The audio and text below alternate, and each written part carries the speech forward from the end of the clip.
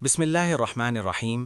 السلام علیکم ناظرین و سامعین، آج کی ہماری اس خاص پوڈ کاسٹ میں آپ سب کو خوش آمدید۔ آج کا ہمارا موضوع بہت ہی خاص اور ہمارے ایمان کی بنیاد ہے، اور وہ ہے محبت رسول صلی اللہ علیہ وسلم اور صحابہ کرام کا عشق۔ اس اہم موضوع پر بات کرنے کے لیے آج ہمارے ساتھ اسٹوڈیو میں موجود ہیں معروف عالم دین مفتی صابر محمود صاحب۔ مفتی صاحب، پروگرام میں خوش آمدید۔ وعلیکم السلام ورحمۃ اللہ مفتی احسان صاحب، بہت شکریہ کہ آپ نے مجھے اس بابرکت موضوع پر بات کرنے کا موقع دیا۔ مفتی صابر صاحب، ہم سب جانتے ہیں کہ نبی کریم صلی اللہ علیہ وسلم سے محبت ہمارے ایمان کا لازمی جزو ہے۔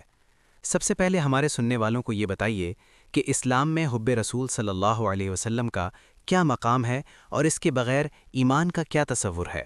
حسان صاحب، بات دراصل یہ ہے کہ رسول اللہ صلی اللہ علیہ وسلم کے بغیر ایمان مکمل ہی نہیں ہوتا۔ قرآن پاک میں سورۃ التوبہ میں اللہ تعالیٰ نے واضح فرما دیا ہے کہ اگر ہمیں اپنے والدین، اولاد، مال و تجارت اور گھر اللہ اور اس کے رسول صلی اللہ علیہ وسلم سے زیادہ محبوب ہیں تو پھر ہمیں اللہ کے عذاب کا انتظار کرنا چاہیے۔ خود نبی کریم صلی اللہ علیہ وسلم کا ارشاد گرامی ہے کہ تم میں سے کوئی اس وقت تک مومن نہیں ہو سکتا جب تک کہ میں اسے اس کے والدین، اس کی اولاد اور تمام لوگوں سے زیادہ محبوب نہ ہو جاؤں۔ گویا حب رسول صلی اللہ علیہ وسلم کے بغیر ایمان کی مٹھاس ملنا ناممکن ہے۔ سبحان اللہ، بالکل بجا فرمایا آپ نے۔ مفتی صاحب، جب ہم محبت رسول صلی اللہ علیہ وسلم کی بات کرتے ہیں تو صحابہ کرام رضی اللہ عنہم کا ذکر سب سے پہلے آتا ہے۔ حضرت علی رضی اللہ عنہ یا دیگر صحابہ کی زندگیوں سے اس محبت کی کیا جھلکیاں ملتی ہیں؟ صحابہ کرام کا عشق تو بے مثال تھا۔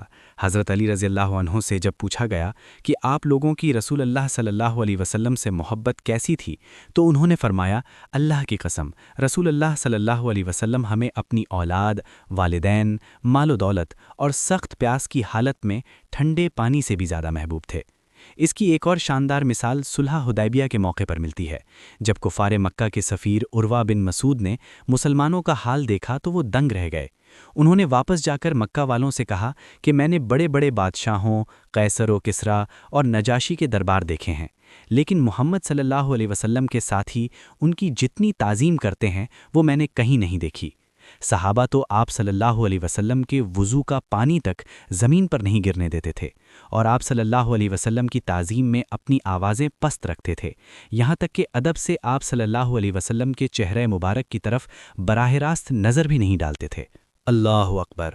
واقعی ایسا عشق تاریخ انسانی میں کہیں اور نہیں ملتا۔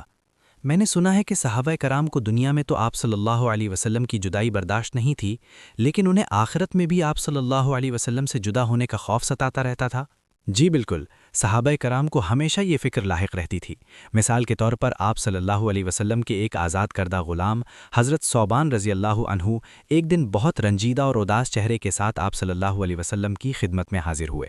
جب آپ نے وجہ پوچھی تو عرض کیا کہ مجھے کوئی بیماری نہیں، بس جب آپ سامنے نہیں ہوتے تو شدید وحشت ہوتی ہے، اور پھر عرض کیا کہ جب میں آخرت کو یاد کرتا ہوں تو ڈرتا ہوں کہ وہاں آپ کا دیدار کیسے ہوگا۔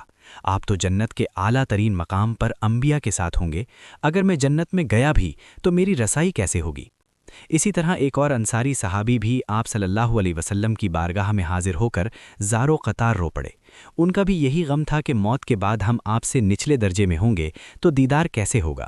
یہ تو واقعی سچے عاشق کی نشانی ہے کہ وہ اپنے محبوب کی جدائی ایک پل بھی برداشت نہیں کر سکتا۔ تو پھر اللہ تعالیٰ نے اپنے ان سچے محبوں کی اس پریشانی اور کیفیت کا کیا جواب دیا؟ اللہ تعالیٰ کو اپنے محبوب صلی اللہ علیہ وسلم کے صحابہ کی یہ ادا اتنی پسند آئی کہ اسی وقت حضرت جبرائیل علیہ السلام قرآن مجید کی آیات لے کر نازل ہوئے۔ اللہ نے سورۃ النساء میں فرمایا، اور جو لوگ اللہ اور اس کے رسول صلی اللہ علیہ وسلم کی اطاعت کریں گے وہ ان لوگوں کے ساتھ ہوں گے جن پر اللہ تعالیٰ نے انعام فرمایا ہے، یعنی انبیاء، صدیقین، شہداء اور صالحین۔ آپ صلی اللہ علیہ وسلم نے صحابہ کو خوشخبری سنائی اور ایک حدیث میں واضح فرما دیا کہ جس نے مجھ سے محبت کی تو وہ جنت میں میرے ساتھ ہوگا۔ سبحان اللہ!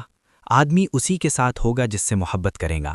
یہ تو صحابہ کرام کی محبت کا ذکر تھا۔ مردوں کے حوالے سے مفتی صاحب، کیا خواتین اسلام کے عشق رسول صلی اللہ علیہ وسلم کی بھی کوئی ایسی ہی بے مثال جھلکی ملتی ہے؟ بالکل، خواتین کی محبت اور ایثار کی بھی ہزاروں مثالیں ہیں۔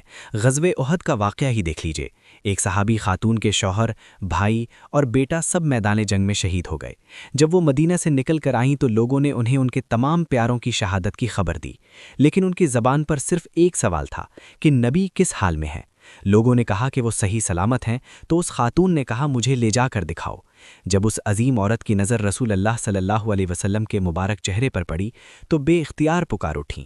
جب آپ صلی اللہ علیہ وسلم زندہ و سلامت ہیں تو آپ صلی اللہ علیہ وسلم کے بعد ہر ایک مصیبت معمولی اور آسان ہے۔ اللہ اکبر! یہ کیسی عظیم اور سچی محبت تھی جس نے اپنے جوان بیٹے اور سہاگ کی قربانی کو بھی معمولی سمجھ لیا، کیونکہ آقا سلامت تھے۔ مفتی صابر صاحب، آپ کا بے حد شکریہ کہ آپ نے اس ایمان افروز موضوع پر اتنی خوبصورت روشنی ڈالی۔ آخر میں ہم سب کے لیے کیا پیغام ہے؟ حسان صاحب، ان واقعات کے بعد ہمیں اپنے گریبان میں جھانک کر دیکھنا چاہیے۔ ہم جو محبت رسول صلی اللہ علیہ وسلم کے اتنے بلند دعوے کرتے ہیں، کیا ہم اپنے دعووں میں سچے ہیں؟ سچا عاشق رسول تو وہ ہے جو آپ صلی اللہ علیہ وسلم کی سنتوں کا اتباع کرے اور آپ صلی اللہ علیہ وسلم کے ہر عمل کو جان سے زیادہ عزیز سمجھے۔ خالی اور کھوکھلے دعووں سے محبت کا حق ادا نہیں ہوتا۔ اللہ تعالی ہم سب کو حقیقی حب رسول صلی اللہ علیہ وسلم نصیب فرمائے۔ آمین آمین یا رب العالمین۔ ناظرین و سامعین، امید ہے کہ آج کی یہ گفتگو آپ کے اور ہمارے ایمان کو تازگی بخشنے کا سبب بنی ہوگی۔ مفتی صابر محمود صاحب اور آپ سب کا بے حد شکریہ۔ اگلے پروگرام تک کے لیے اجازت دیجیے۔ اللہ حافظ۔